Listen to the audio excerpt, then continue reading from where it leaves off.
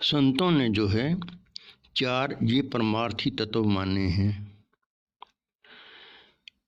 तरु सरिता संत जन चौथा वर्ष में परमार्थ के कारण ये चारों धरते दे। ये चारों धर दे धर धर के अपना सर्व लुटाते हैं। इनसे शिक्षा लेनी चाहिए, ये जो हमें समझाते हैं।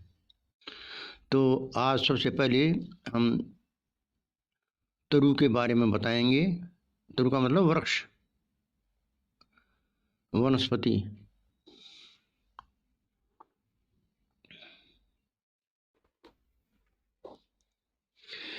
तरु जुरना क्यों नहीं सीख जीवन है दिन चार।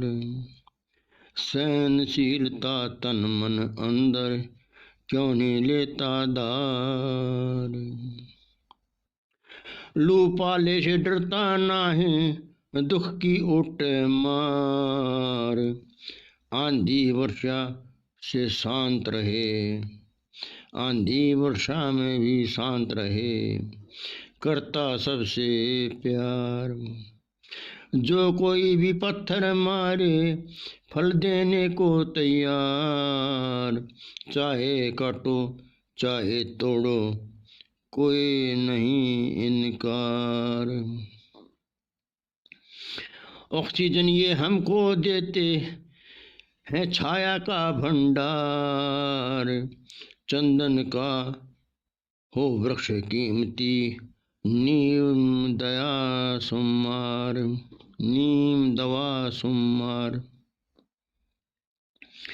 उपजाऊ मिट्टी को रोके वर्षा में हितकार।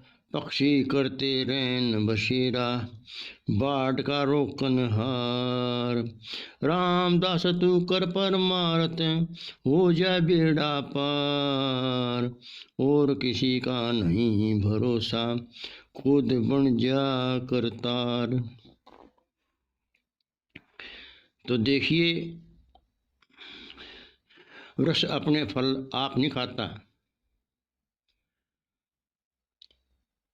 वो परमार्थ के लिए उस पर फल लगते हैं। तो उसकी तरह ही हमने रहना सीखना चाहिए।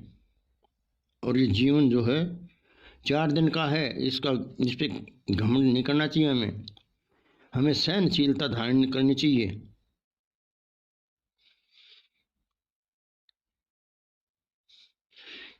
देखो, वृक्ष जो है सर्दी में पाड़े को भी ओटता है, और कितनी गर्मी हो गर्मी में भी ओटता है।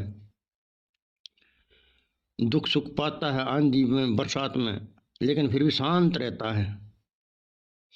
ऐसे ही हमें भी अपना शांत भाव रखना चाहिए। और जो कोई पत्थर मारे उसको फल देने को तैयार रहता है।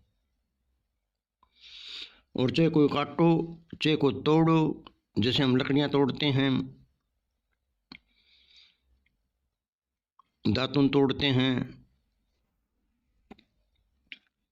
तो जो है कोई इनकार नहीं करता। सभी फर्नीचर और इमारती लकड़ी वृक्षों से ही तो आती है। ऑक्सीजन का ये भंडार हैं, इनसे ही तो ऑक्सीजन मिलती है हमें, वृक्षों से। इसलिए ज़्यादा से ज़्यादा वृक्ष लगाने चाहिए। हमें अपने जन्मदिन पर या किसी बच्चे के जन्मदिन पर या और किसी अच्छे शुभ अवसर पर उसकी याद में जो है हमें एक वृक्ष लगाना चाहिए, ताकि देश में हरियाली हो, ऑक्सीजन की अधिकता हो और हमारा वातावरण शुद्ध बने।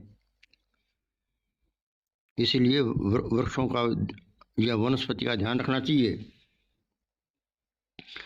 चंदन जो है वो कितना कीमती वृक्ष है। उसकी छोटी सी लकड़ी भी कई रुपए की मिलती है। उसमें सुगंध होती है और उसमें शीतलता होती है। और नीम जो है दवाइयों में शुमार है। जो नीम है वो कड़वा जरूर होता है, लेकिन वो दवाइयों में काम आता है।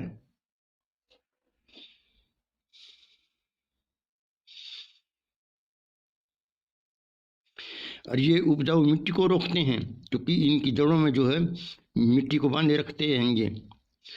और वर्षा करने में हितकारी हैं। देखो जहाँ पर ग्रीन बेल्ट होगी वहाँ पर ज़्यादा बरसात होती है। और पक्षी इन पर रैन बसेरा करते हैं, अपने जो है उनका घर है ये। और बाढ़ को रोकते हैं। इसलिए जो है ना, हमें वृक्ष की तरह जीवन जीना चाहिए। रामदास तू कर परमार्थ, हो जाए बीड़ा पार, और किसका नहीं भरोसा, खुद बन जा करतार।